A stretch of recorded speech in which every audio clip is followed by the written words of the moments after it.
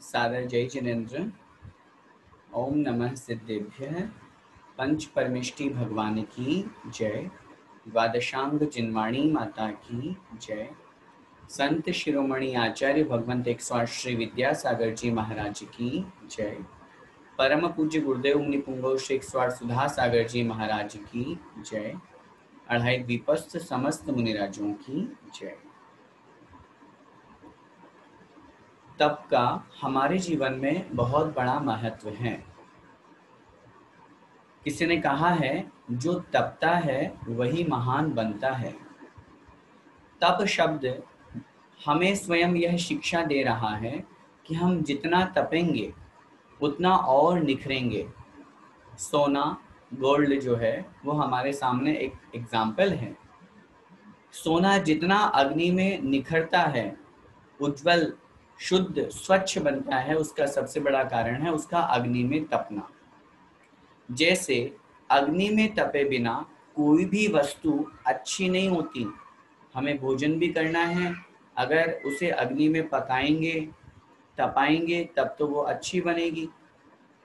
ऐसे ही अगर हमें अपनी आत्मा को अच्छा बनाना है, अपनी आत्मा को कुंदन बनाना है, अभी संसारी अवस्था में हमारी आत्मा अशुद्ध है। अगर हमें अपनी आत्मा को शुद्ध बनाना है तो हम क्या करें? हम तप करें, तपस्या करें। हमारे श्रावक के 6 आवश्यकों में भी तप आया है। देव पूजा, गुरुपास्ति, स्वाध्याय, संयमस तपः, दानम चेति गृहस्थानाम षट कर्माणि दिने दिने। लेकिन शब्द हमें ध्यान रखना है, शक्तितस तप। हमें कैसा तप करना चाहिए? जितनी हमारी शक्ति हो। शक्ति के अनुसार अगर हम तप करेंगे तो निश्चित रूप से हमारी ये मनुष्य पर्याय सार्थक होगी। क्योंकि लिखा है, यह तन पाए महातप कीजे, यामे सार यही है। हमें यह मनुष्य पर्याय मिली, जैन कुल मिला, अच्छा निरोगी शरीर मिला, सब कुछ अच्छा मिला। उसके बावजूद भी अगर हम इस शरीर का उपयोग नहीं करें, क्योंकि किसी ने कहा है हमें शरीर का उपयोग करना चाहिए, उपभोग नहीं।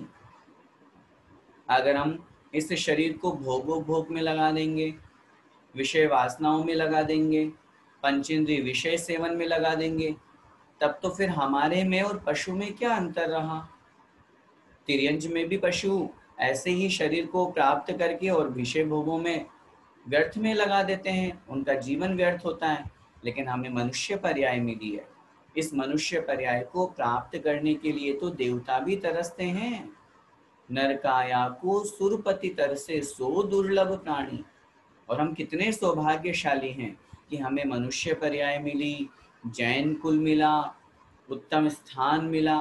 तो ऐसे अवसर पे हमें अपने इस मनुष्य पर्याय को सार्थक बनाने के लिए अपने शरीर के माध्यम से जितना हो सके हमें तप जरूर करना चाहिए। शास्त्रों में तप के मुख्य रूप से 2 भेद बताए हैं, अंतरंग तप और बहिरंग तप। और इनके उत्तर भेद करते हैं तो 6 प्रकार के अंतरंग और 6 प्रकार के बहिरंग तप होते हैं।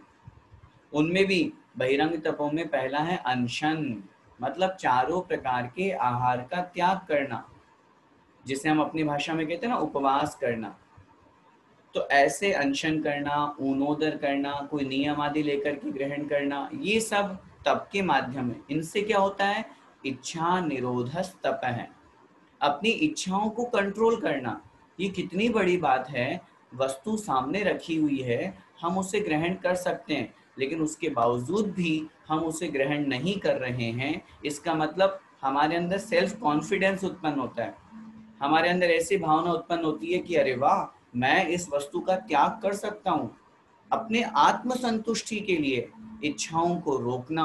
और जब हम कर्म इस इच्छाओं को रोकते हैं, तप करते हैं, तो क्या होता है? तप का फल आचार्यों ने बताया, तपसा निर्जराचय। तप करने से कर्मों की निर्जरा होती है, कर्मों का संवर होता है। प्रत्येक प्राणी का एक ही उद्देश्य है कि वह संसार बंधन से छूटे, संसार के दुखों से निकल करके मोक्ष सुख को प्राप्त करें। तो उसके लिए तप एक बहुत अच्छा साधन बताया गया है। आचार्यों ने तो तप को एक प्रभावना का अंग भी बताया है। आचार्य अमृतचंद स्वामी महाराज पुरुषा सिद्ध उपाय में लिखते हैं, दान तपो जिन पूजा विद्यातिशयश्च जिन धर्म। तपस्या के माध्यम से भी बड़े बड़े मुनि महाराज, आज हम स्मरण करते हैं ना, बाहुबली भगवान 1 वर्ष तक पूरे बिल्कुल अखंड अडिग खड़े रहे एक स्थान के ऊपर। कितना कठोर तप किया बड़े बड़े मुनि महाराजों ने, चाहे वो गज कुमार मुनि महाराज हो, चाहे सुकौशल मुनि महाराज हो, इन सब ने उन तप को धारण करके, और आज तक जितने सिद्ध हुए हैं, जितने भी, चाहे वो आदिनाथ भगवान हो, महावीर भगवान हो, चाहे जितने कोई से भी सिद्ध हुए हों, उन सब ने तप का मार्ग अपनाया है। तप को धारण किए बिना आज तक किसी को मोक्ष नहीं मिला। हम सब अपनी आत्मा का कल्याण करना चाहते हैं, अपनी शक्ति के अनुसार हमें अपने तप को, इस जिन धर्म के वास्तविक तप को जरूर स्वीकार करना चाहिए। उस तप में हमारा उद्देश्य हो कर्मों का क्षय। ये उद्देश्य नहीं हो हमारा कि हम सम्मान प्राप्त कर लें, हमारा यश फैले, वो तप करने का उद्देश्य नहीं होना चाहिए। और निश्चित रूप से इस मनुष्य पर्याय में जो तप करते हैं, साधना करते हैं, तपस्वी कहलाते हैं। मनुष्य पर्याय में मुनि बनकर के तो तप किया ही जाता है, गृहस्थ में रहते हुए भी 10 लक्षण के अवसर पे रत्नत्रय के तेला है, पंचमेरु के 5 उपवास है, 10 लक्षण के 10 उपवास है, 16 कारण के उपवास है। इन तप को करने से हमारी आत्मशक्ति बढ़ती है और कर्मों की निर्जरा होती है। शरीर भले ही दुर्बल हो जाए, लेकिन आत्मा तो बलवान होती है, आत्मा का तो कल्याण होता है। इसलिए धन्य है वे महानुभाव जिन्होंने 10 लक्षण में अथवा किसी भी अपेक्षा से कोई भी तप आदि किए हैं। निश्चित रूप से उन तपस्वियों को हम नमन करते हैं, और हम भी अपने जीवन में उनके समान तप को धारण करें। और उस तप के लिए हमें प्रतिदिन कुछ न कुछ अपने अभ्यास रूप में जरूर कोई त्याग करना चाहिए, अपनी इच्छाओं को कंट्रोल करना चाहिए, जिससे हम तप पे बहुत अच्छे से तप के मार्ग में आगे बढ़ेंगे और अपनी आत्मा का कल्याण करेंगे। इसी मंगलमय भावना के साथ बोले पंच परमेष्ठी भगवान की जय।